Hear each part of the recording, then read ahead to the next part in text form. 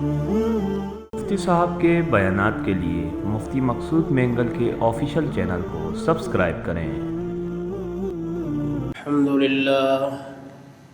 الحمد لله نحمده ونستعينه ونستغفره ونؤمن به ونتوكل عليه ونعوذ بالله من شرور أنفسنا ومن سيئات أعمالنا من يهده الله فلا مضل له ومن يضلل فلا هادي له ونشهد أن لا إله إلا الله وحده لا شريك له ولا نظير له ولا مثل له ولا مثال له أرسله بالحق بشيرا ونذيرا وداعيا إلى الله بإذنه وسراجا منيرا قال الله تعالى في القرآن المجيد والفرقان الحميد فأعوذ بالله من الشيطان الرجيم بسم الله الرحمن الرحيم قد جاءتكم موعظة من ربكم وشفاء لما في الصدور صدق الله مولانا العظيم وبلغنا رسوله النبي الكريم ونحن على ذلك من الشاهدين والشاكرين والحمد لله رب العالمين يا رب صل وسلم دائما أبدا على حبيبك خير الخلق كلهم هو الحبيب الذي ترجى شفاعته۔ انتہائی میرے واجب الاحترام میرے محترم معزز دوستوں اور بزرگوں، صحت انسان کو اللہ تعالیٰ نے جو عطا کی ہے یہ بہت بڑی ایک نعمتوں میں سے ایک بہت بڑی نعمت ہے۔ اگرچہ ہم سمجھتے نہیں ہیں کہ صحت کیا ہے اور اس کی قدر کیا ہے، اس کی اہمیت کیا ہے، اس کا خیال کیسے رکھنا چاہیے، اللہ سے کیسے عافیت مانگنی چاہیے، تو اس چیز کا ہمیں چونکہ معلوم نہیں ہے، اور جب یہ صحت انسان سے چلی جاتی ہے اس کے بعد جب بیماری آ جاتی ہے، بیماری کے بادل منڈانے لگتے ہیں، تو تب اس کے بعد پھر یاد آتی ہے کہ سبحان اللہ صحت کتنی بڑی نعمت ہے۔ حدیث شریف میں آتا ہے کہ دو چیزیں انسان کے لیے شفا ہے، دو چیزیں انسان کے لیے حق میں شفا ہے۔ ایک قرآن مجید ہے جس کو اللہ تعالیٰ نے اتارا ہے، جو انسانوں کو صحت، اندرونی طور جو بیماریاں ہوتی ہے، حسد ہے، عداوت ہے، بغض ہے، کینہ ہے، بہت ساری بیماریاں اور خرابیاں ہیں، تو ان کے لیے اللہ تعالیٰ نے قرآن اتارا ہے۔ قرآن پڑھو، اس پر عمل کرو، پھر اللہ تعالیٰ یہ ساری بیماریوں سے تمہیں شفا دیتے ہیں۔ شفاء لما فی الصدور، فرمایا اس میں تمہارے لیے شفا ہے، تمہارے لیے، تمہارے سینوں کے لیے اس میں شفا ہے۔ اللہ تعالیٰ نے قرآن میں شفا رکھا ہے، یہ شفا بھی ہے۔ اور ایک شفا یہ بھی ہے کہ قرآن مجید کو پڑھ کر کسی کو آپ دم کرتے ہیں، پھونک مار کر، اس کا بھی ایک اثر ہوتا ہے، اللہ تعالیٰ اس کے ذریعے سے بھی کسی کو شفا دیتے، یہ بھی شفا ہے۔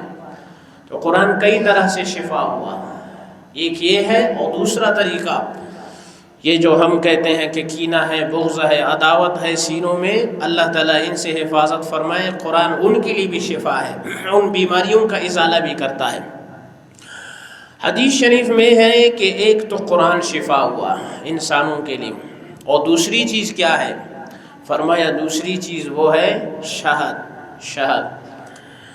شہد کے بارے میں ہے کہ جو شخص مہینے میں، حدیث شریف میں آتا ہے، 3 دن ہلکی سی شہد کھاتا رہے، اللہ تعالیٰ اس کو بیماریوں سے محفوظ رہے گا، اللہ تعالیٰ اس کو بیماریوں سے محفوظ رکھے گا۔ مہینے میں 3 دن ہلکی سی شہد، اور خالص شہد، کوئی 2 نمبر شہد نہیں، خالص شہد، اللہ تعالیٰ نے اس میں بھی شفا رکھا ہے، شہد میں، اور خود حضور علیہ السلام کو بھی پسند تھا۔ کانا یحب العسل والحلوہ، حدیث شریف میں آتا ہے اللہ کے محبوب صلی اللہ علیہ وسلم کو بھی شہد پسند تھا۔ جب اللہ کے محبوب صلی اللہ علیہ وسلم کو پسند ہو اور تو اللہ کو بھی پسند ہوا، اور پھر اللہ نے اس میں شفا رکھی ہے۔ اس لیے شہد جو ہے گھر میں رکھنا چاہیے۔ حدیث شریف میں بھی آتا ہے اس کے متعلق، بہت ساری حدیثیں موجود ہیں، شہد میں اللہ نے شفا رکھی۔ تو کہنے کا مقصد یہ ہے کہ حدیث میں ہیں یہ دو چیزیں اللہ تعالیٰ نے انسان کی شفا کے لیے رکھی ہے۔ ایک ہے اللہ کا کلام قرآن، جو ہر وقت مسلمان کو تلاوت کرنا چاہیے، سینے سے لگانا چاہیے، اس کو محفوظ کرنا چاہیے، اس پر عمل کرنا چاہیے۔ اور دوسرا ہے شہد، جس کا استعمال مہینے میں کم از کم 3 مرتبہ آپ جاری رکھیں، اللہ تعالیٰ آپ کو بیماریوں سے محفوظ رکھیں گے۔ تو صحت انسان کی بہت بڑی نعمت ہے، جس کا قرآن مجید میں اور احادیث میں کثرت کے ساتھ ہے۔ فرماتے ہیں کہ اللہ تعالیٰ کو المؤمن القوی خیر من المؤمن الضعیف، حدیث شریف میں آتا ہے اللہ تعالیٰ کو طاقتور صحت مند مسلمان پسند ہے۔ المؤمن القوی، یہ پسندیدہ ہے، طاقتور مومن پسندیدہ ہے شریعت کے نظر میں، بنسبت اس مسلمان کے جو بیچارہ سستی اور کاہلی میں دنیا میں زندگی گزار رہا ہے، اس سے وہ چست اور ایکٹیو قسم کا مسلمان اور مومن اللہ اور اس کے رسول کو پسند ہے، اور دین اسلام بھی اس کو پسند کرتا ہے۔ کیونکہ جو سستی چاہیے رہتی ہے تو انسان کسی کام کا نہیں رہتا ہے، نہ ذمہ داری اٹھا سکتا ہے، نہ کسی مسلمان کا کام میں آ سکتا ہے، نہ اپنے اہل و عیال اولاد کسی غریب پروری میں آپ کام نہیں کر سکتے۔ اور جب آپ کے اندر صحت ہو، طاقت ہو، قوت ہو، آپ چست ہو، محنت کش ہو اور جفا کش بنے، پھر اللہ تعالیٰ فرماتے ایسا مومن مجھے پسند ہے۔ تو اس سے معلوم ہوتا ہے کہ صحت کیا ہے، بہت بڑی دولت ہے۔ انسان بیمار ہو تو کچھ نہیں کر سکتا ہے، نہ کھا سکتا ہے، نہ پی سکتا ہے، دل جو چاہے گا کچھ نہیں کر سکتا ہے، کیوں بھائی بیمار ہے۔ اور صحت مند ہے، جو چاہے جیسے چاہے، اللہ تعالیٰ نے اس کو توفیق دی ہے، گرم گرم خون ہے رگوں میں دوڑ رہا ہے، جو چاہے جیسے چاہے بھائی۔ تو اس لیے اپنے آپ کو سست نہیں رکھنا بلکہ چست رکھنا ہے۔ اللہ کو صحت مند مومن پسند ہے، جو اچھا طاقتور ہو، قوت والا ہو، اللہ تعالیٰ کو ایسا پسند ہے، نہ کہ وہ جو بیچارہ ہر وقت بیمار پڑا رہے، اس کی کوئی زندگی نہیں ہے۔ اور حدیث شریف ہے مسند احمد میں، اللہ کے محبوب صلی اللہ علیہ وسلم نے فرمایا صلی اللہ العافیہ، اللہ تعالیٰ سے عافیت مانگو، صحت مانگو، تندرستی مانگو۔ یہ نہیں ہے، یہ بہت بڑی نعمت ہے اللہ تعالیٰ کی، بہت بڑی نعمت ہے۔ ہمیں قدر نہیں ہے کہ ہم صبح و شام صحت میں کر رہے ہیں، یہ اللہ تعالیٰ کی بہت بڑی عافیت اور نعمت اللہ نے عطا کی ہے، ہمیں معلوم نہیں ہے۔ یہ جا کر بستروں میں پڑے ہوئے بیماروں سے پوچھو تمہارا کیا حال ہے، آج تک ہماری زبانوں سے نکلتا بھی نہیں الحمدللہ، یا اللہ تیرا شکر ہے، کیسے جی رہے ہیں، اللہ صحت دی ہے، یا اللہ آپ نے کیسی بہترین زندگی دی ہے۔ ہم صحت و عافیت یہ بہت بڑی نعمت ہے۔ جو بیچارے دن رات مشغول رہتے ہیں ان سے پوچھو کیا حالت ہوتی ہے ان کی، یا جو بیمار پڑے رہتے ہیں ان سے جا کر پوچھو تمہاری زندگی کا کیا حال ہے، وہ بتائیں گے آپ کو۔ فرمایا جو شخص شام کو سو جائے، صبح اٹھے عافیت کے ساتھ ہو، صحت ہو، تو اس پر اللہ کا شکر ادا کرے، اور اس دن کا کھانے کا چیزیں اس کے پاس موجود ہو کھانے کے لیے، تو اس پر اللہ کا شکر ادا کرے کہ یا اللہ تیرا بہت بڑا شکر ہے کہ آپ نے عافیت کے ساتھ یہ شام گزار دی ہے، یہ رات گزر گئی کس کے ساتھ، عافیت کے ساتھ، صحت کے ساتھ، تندرستی کے ساتھ، اور آج کا دن کا کھانا پینا خوراک موجود ہے۔ ہمیں تو اللہ نے اتنا دیا ہے کہ مہینوں کے ایسے گھر ہیں، مہینوں کے پڑے ہوتے ہیں راشن۔ غریب تو ایسے ہیں جو دن کا کماتے ہیں بھائی، رات کو کھا لیا۔ ایسے بھی لوگ ہیں جو کیا کرتے ہیں بھائی، مہینے کا راشن پڑا ہوا ہے، کھا رہے پی رہے، لیکن ان کی زبان سے الحمدللہ نہیں نکلے گا بھائی۔ اس لیے اللہ سے عافیت مانگو، یا اللہ صحت اور عافیت۔ جو شخص صبح یہ دعا پڑھتا ہے، حدیث شریف میں ہے، اللہم انی اسألک العفو والعافیہ فی الدنیا والآخرہ، اللہ تعالیٰ ہر قسم کی عافیت دنیا اور آخرت کی اس کو عطا فرمائیں گے۔ عافیت کا معنی کیا ہے، ہر قسم کی بیماریوں سے، ٹینشنوں سے، مصیبتوں سے، پریشانیوں سے آپ محفوظ ہو گئے۔ یہ وہ دعا ہے، اللہم انی اسألک العفو والعافیہ فی الدنیا والآخرہ، یا اللہ دنیا میں بھی اور آخرت میں یا اللہ آپ سے عافیت مانگتا ہوں۔ تو یہ حضور علیہ السلام نے یہ دعا ہمیں کیا کی؟ سکھائی ہے۔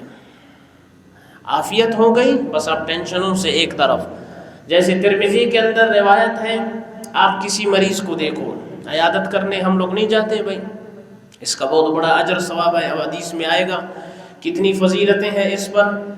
ہم لوگوں کا ہر کام جو ہے نام کا ہے، بیماری ہمیں یہ پڑی ہے، ہر کام نام کے لیے یا چہرہ دکھانے کے لیے کرتے ہیں۔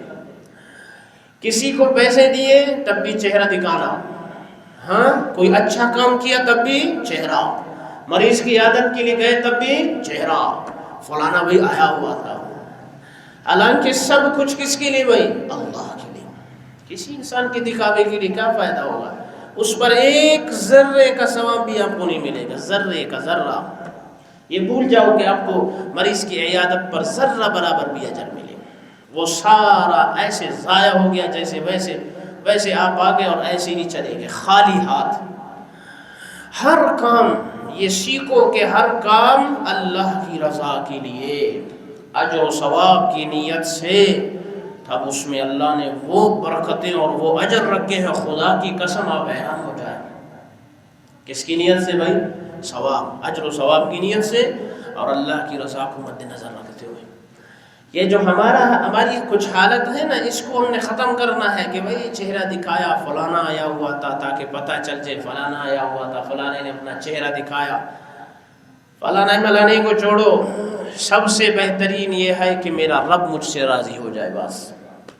یہ مخلوق اللہ کا کنبہ ہے، اللہ کے بندے ہیں، میں کسی کی عیادت کے لیے جاتا ہوں تو میرا رب مجھ سے راضی ہو جائے، بس ملحوظ نظر یہ ہو، تب دیکھو اللہ تعالیٰ اس پر آپ کو کیا عطا فرماتے ہیں۔ حدیثوں میں جب آپ پڑھیں گے تو آپ کے جسم کے بال کڑے ہو جائیں گے کہ کیا اجر اللہ اس پر عطا فرماتے ہیں، اور ہمیں چونکہ معلوم نہیں ہے اس لیے حدیث شریفہ احادیث میں کثرت کے ساتھ یہ چیزیں آتی۔ تو میں عرض کر رہا تھا کہ ترمذی کے اندر حدیث کی کتاب ہے، اس میں ایک روایت ہے۔ اب دیکھو جیسے یہ کورونا آیا، لوگوں نے ماسک لگائے چہروں پر، ہاتھوں پر، کس چیزوں پر، لیکن دعا کا اہتمام کسی نے نہیں کیا۔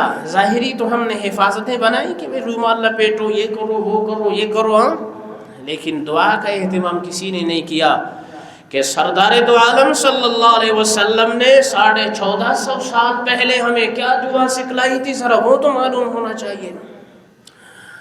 دنیا کے سارے صحت مند اور صحت والے آپ کو بتائیں گے یوں کرو، ایسے کرو، احتیاطی تدابیر اختیار کرو، یوں کرو ویسے کرو، سب ان کے پیچھے لگے ہوئے، اور کسی کو پتہ نہیں کہ محبوب کبریا محمد مصطفیٰ صلی اللہ علیہ وسلم کی تعلیمات کیا ہے۔ جی ہم لوگ ایسے اندھے مسلمان ہیں جنہیں نبی کی تعلیمات کا معلوم نہیں، اس کی طرف ہم لوٹتے بھی نہیں ہیں، اور سب سے پہلے احتیاطی تدابیر کی طرف لوٹ جاؤ، ان سے کچھ فائدہ نہیں ہوگا۔ حضور نے 1450 سال پہلے ایک دعا سکھلائی ہے، جو مسلمان کسی ایسے مریض کو سخت قسم کی مرض میں مبتلا ہو اسے دیکھ کر پڑھے گا، مرتے دم تک اللہ تعالیٰ اس بیماری سے اس کی حفاظت فرمائے گا۔ کہو سبحان اللہ، مرتے دم تک اللہ تعالیٰ اس بیماری سے اس کی حفاظت فرمائے گا۔ خواہ کسی لنگڑے کو آپ نے دیکھا یا اندھا ہے یا سخت قسم کی کسی شدید بیماری میں مبتلا ہے، آپ پڑھے الحمدللہ الذی عافانی، الحمدللہ الذی عافانی مما ابتلاک بہ وفضلنی علی کثیر ممن خلق تفضیلا۔ یہ آپ پڑھو، موت تک اللہ اس بیماری سے آپ کی حفاظت فرمائے گا۔ اب آپ کو ڈاکٹر کی ضرورت نہیں پڑے گی، ٹینشن کی ضرورت نہیں پڑے گی، احتیاطی تدابیر سارے ایک طرف گئے، آپ نے محمد الرسول اللہ صلی اللہ علیہ وسلم کی اس بات کو لیا ہے، اللہ کی اس لاڈلے پیغمبر کی اس قول کو لیا ہے کہ اب آپ کی حفاظت اللہ کرے گا۔ ہمارا عقیدہ چونکہ کمزور ہے نا، ان چیزوں میں ہم پڑ گئے، تو دعاؤں کے بہت بڑے اثرات ہیں، بہت بڑی تاثیر اللہ نے ان میں رکھی ہے۔ اب یہ کیسی دعا ہے ہم بتاؤ، ہمیں یاد نہیں، پتہ بھی نہیں ہے، تو یہ دعا جب ہم سیکھیں گے مریض کے وقت کسی عیادت کے وقت پڑھیں گے اللہ تعالیٰ سارے مریضوں کو شفا دے دے، لیکن آپ اپنی سیفٹی اور حفاظت کے لیے پڑھ رہے ہیں تو موت تک اللہ آپ کی حفاظت کا ذمہ خود لے رہا ہے۔ اس سے بڑھ کر اور کیا چاہیے؟ نہ دوائی کی ضرورت، نہ ڈاکٹر کے مشورے کی ضرورت، حضور نے وہ دعا بتائی ہے کہ موت تک تمہاری حفاظت ہو گئی۔ بھائی کیا دعا ہے؟ الحمدللہ الذی عافانی مما ابتلاک بہ وفضلنی علی کثیر ممن خلق تفضیلا۔ بہت مختصر سی دعا ہے بھائی، تو اس لیے اللہ تعالیٰ سے عافیت مانگو۔ جو بیمار ہیں بیماروں کو اللہ تعالیٰ صحت دے، شفا دے، ٹھیک ہے نا۔ بیماری اللہ سے نہیں مانگنی چاہیے، جب آ جائے پھر اس پر صبر کرنا چاہیے۔ اللہ پاک کی ذات اتنی قدردان ذات ہے کہ ایک بندے کو جب بخار ہوتا ہے، ایک دن کے بخار میں 1 سال کے غالباً گناہ معاف ہو جاتے ہیں۔ 1 سال کے، ایک دن کے بخار پر اللہ تعالیٰ کو اپنے بندے بہت پسند ہے بھائی، بہت پسند ہے۔ اللہ کو اپنے بندے پر بخار کو بھی اللہ تعالیٰ برداشت نہیں کرتے، اس کی گناہوں کو معاف کر رہا ہے بھائی۔ کانٹا چبھ جائے اس پر بھی ایک گناہ معاف، ہاں وضو بنایا سنت کے مطابق اس سے آپ کے صغیرہ گناہ معاف، مسلمان سے مصافحہ کیا، ہاتھوں کو یوں حرکت دی، اس کے صغیرہ گناہ معاف، ہاں ہر عمل پر آپ کے گناہ معاف ہو رہے ہیں۔ اور اسی طرح جب آپ مسلمان کی عیادت کے لیے جائیں تو اس پر اللہ تعالیٰ کیا عطا فرمائیں گے، سبحان اللہ۔ اس سے پہلے ایک واقعہ سناتا ہوں۔ ہارون الرشید خلیفہ بادشاہ گزرا ہے، ہارون الرشید، نام سنا ہے آپ نے؟ پہلے زمانے میں ایسے ہوتا تھا کہ بادشاہ کے مجلسوں میں علماء ہوتے تھے، وہ قدردان لوگ تھے۔ اللہ تعالیٰ ہمیں بھی علماء کی قدر کی توفیق عطا فرمائے۔ آج کل ایک فتنہ پھیلا ہے بھائی، لوگوں کو مولویوں سے دور رکھو بھائی۔ جیسے کہتے ہیں دوائیوں کو بچوں کی پہنچ سے دور، تو امت کو علماء سے دور۔ فائدہ امت کا ہوگا، اگر دور ہوں گے تو نقصان ان کا ہوگا۔ پہلے زمانے میں بڑے بڑے علماء، بادشاہ ان کو بلاتے تھے، اپنی مجلس میں بٹھاتے، عزت، احترام، تکریم، اور ان کو بھرپور قسم کا سپورٹ بھی دیتے تھے۔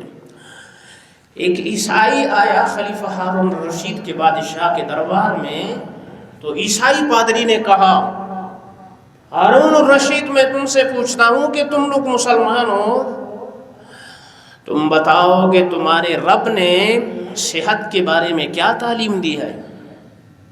کس کے بارے میں؟ صحت کے بارے میں۔ اسلام بہت عالمگیر دین ہے، بہت عالمگیر۔ ایک دفعہ بحث ہو رہا تھا کہ یہ ٹریفک کے جو مسائل ہیں ان پر قرآن و سنت میں، شریعت میں کوئی تعلیم نہیں، ان بیچاروں کی کوپڑیاں خالی ہے۔ دین اسلام اتنا بہترین مذہب ہے، ہر چیز کے بارے میں تعلیم موجود ہے، ہر چیز کے بارے میں، ایک چیز بھی نہیں چھوڑا ہے خالی گوشہ کوئی نہیں، سب کچھ کے لیے تعلیم۔ محمد الرسول اللہ کی شریعت میں تمہیں ملے گا جی۔ تو کہتے ہیں خلیفہ ہارون الرشید تو پریشان ہو گیا بھائی، اور کسی عالم کو کہا بھائی یہ پادری صاحب آیا ہے، اس کا جواب دے دو۔ تو عالم نے کھڑے ہو کر کہا، اللہ تعالیٰ نے قرآن میں ارشاد فرمایا ہے، کلوا واشربوا ولا تسرفوا، کھاؤ پیو اسراف مت کرو۔ یہ صحت کا ایک اصول ہے، ضابطہ ہے، جسے خالق کائنات نے قرآن میں بیان کیا ہے۔ حدیث شریف میں آتا ہے کہ آپ کو جب طلب ہو کھانے کی، کھاؤ، کیا کرو؟ کھاؤ، جب طلب نہ ہو تو مت کھاؤ۔ تو اس نے کہا اچھا یہ تو ہو گیا، میں آپ سے پوچھنا چاہتا ہوں ہارون رشید صاحب، بتاؤ کہ تیرے نبی نے صحت کے بارے میں کیا تعلیم دی ہے؟ تو خلیفہ ہارون رشید نے کہا، عالم صاحب بیٹھے ہیں جی سناؤ۔ تو عالم کھڑے ہو گئے اور اس نے کہا، حضور اکرم صلی اللہ علیہ وسلم نے یہ تعلیم دی ہے کہ معدہ تمام بیماریوں کی جڑ ہے۔ کیا ہے؟ جڑ ہے۔ اس کا خیال رکھو گے تو صحت مند رہو گے، اس کو بگاڑو گے تو تمہاری صحت بگڑ جائے گی۔ تو وہ جو کھڑا تھا پادری، اس نے سر لٹکایا ایسے اور خاموش ہو گیا۔ پھر سوچا اور اس نے کہا کہ تمہارے دین نے، تمہارے خدا اور تمہارے رسول نے جالینوس کے لیے کچھ بھی نہیں چھوڑا ہے، سب کچھ بیان کر دیا، ایسے چلا گیا خالی ہاتھ۔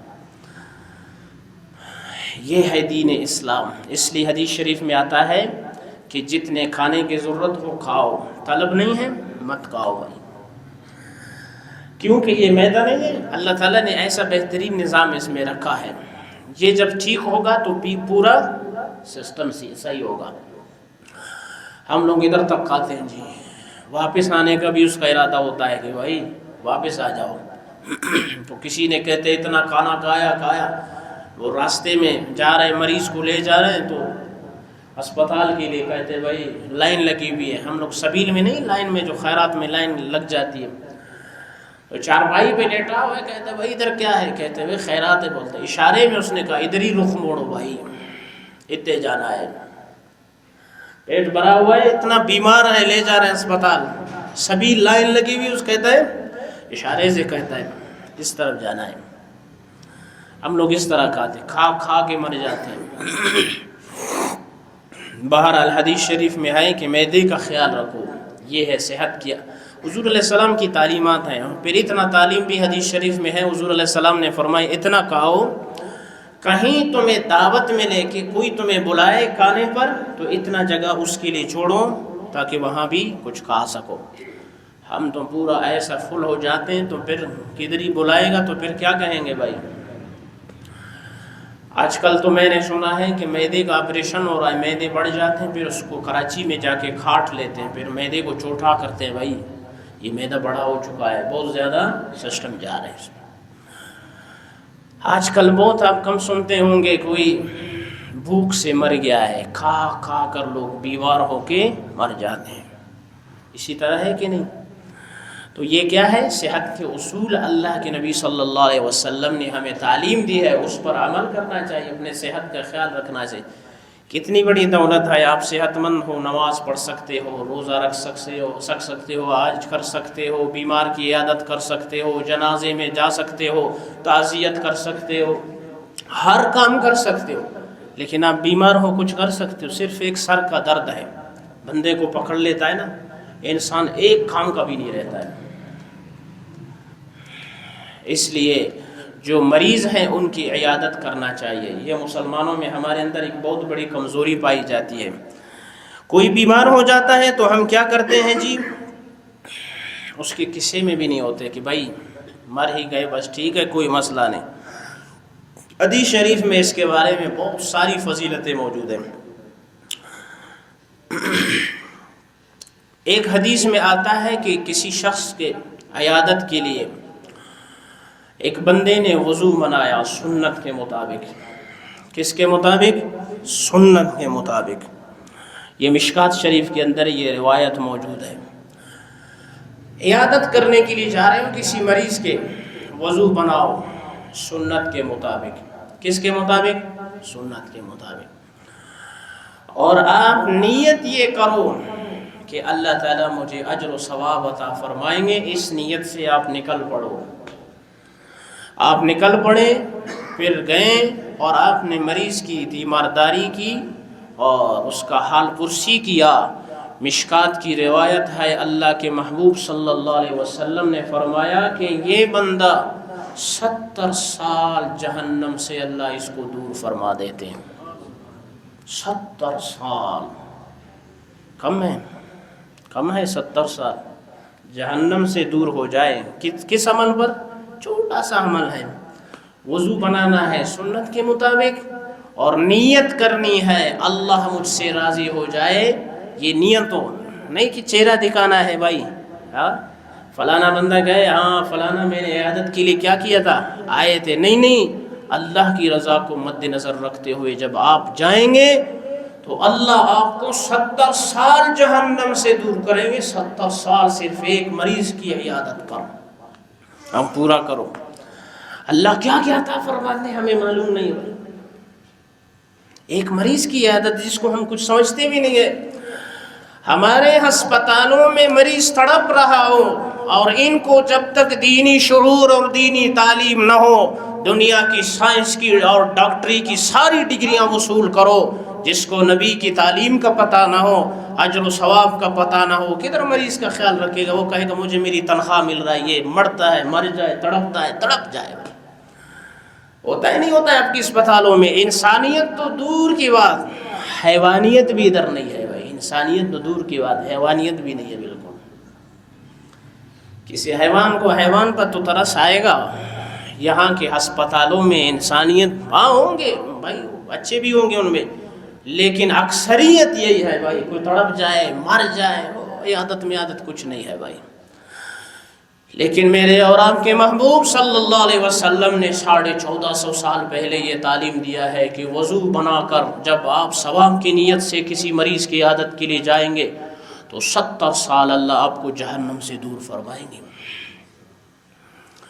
और एक रिवायत में है मिशकात शरीफ में कि अल्लाह के महबूब सल्लल्लाहु अलैहि वसल्लम ने इरशाद फरमाया, कोई शख्स किसी मरीज़ की इयादत के लिए जाता है सुबह के पहले हिस्से में, तो शाम तक 70,000 फरिश्ते उसके लिए दुआए मग़फ़िरत करते रहते हैं।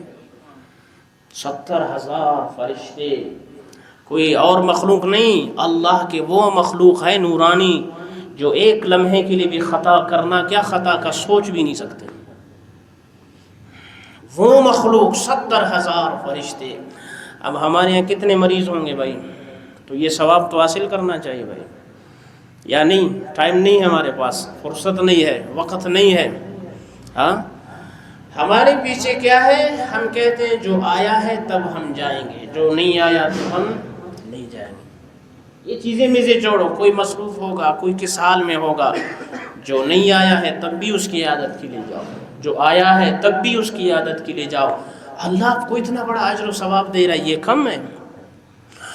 और एक रिवायत में ये भी आता है कि जो शख्स मरीज़ के पास जाता है, बैठता है, फरमाया जब वो बैठा रहता है ना, वो अल्लाह की रहमत में होता है, रहमत के दरिया में, रहमत की दरिया में ये मौजूद है ये बंदा। क्या क्या सुनाएंगे, ये सारी चीज़ें हदीसों में मौजूद है, लेकिन हम मरीज़ों की इयादत नहीं करते। अब अस्पतालों का शोबा, जितने भी उसमें काम करते हैं, ये सिर्फ मैं कहता हूँ दिन में अगर ये काम करते जाए ना तो बैठे बैठे तनख्वाह के साथ साथ लाखों नहीं करोड़ों की तादाद में इनको अजर सवाब मिलेगा। कभी मरीज़ के कपड़े चेंज कर रहे हैं, कभी उसकी आदत पूछ रहे हैं आप ठीक हैं, हाँ, उसका ख्याल रख रहे हैं, तीमारदारी कर रहे हैं। हाँ, और हदीस में है कि जब आप किसी मरीज़ के पास जाओ तो कहो ला बअस तहूरुन इंशाअल्लाह, ला बअस तहूरुन इंशाअल्लाह, ये दुआ है मरीज़ के लिए। और ये भी तालीम दिया है हुज़ूर अलैहिस्सलातु वस्सलाम ने कि आप मरीज़ के पास जाओ, इतना ज़्यादा भी मत बैठो कि वो परेशान हो जाए। मरीज़ कभी किस हालत में होता है, कभी किस हालत में बेचारा, तो मुख्तसर दौरानी के लिए जाओ और निकल जाओ।